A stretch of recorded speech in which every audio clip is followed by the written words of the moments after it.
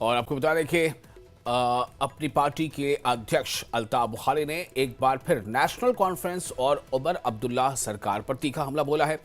पुलवामा में न्यूज 18 से बात करते हुए अल्ताफ बुखारी ने कहा कि नेशनल कॉन्फ्रेंस को असली खतरा बाहर से नहीं बल्कि अपनी ही नाकामी से है।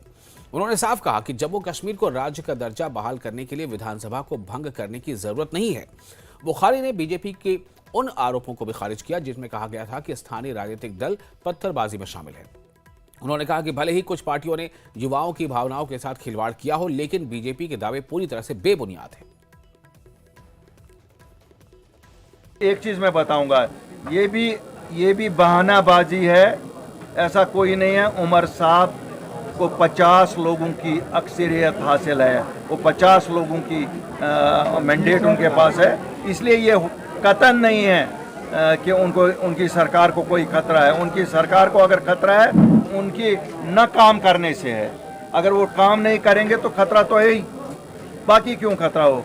देखिए, अगर स्टेटहुड मिलती भी है तो ठीक कायम मकाम सरकार तो यही रहेगी ना, यही तो वहाँ है। बीजेपी जो कह रही है वो लोगों को बंद रखने के लिए कह रही है। मैं कहता हूँ किसी की इन्वॉल्वमेंट नहीं है।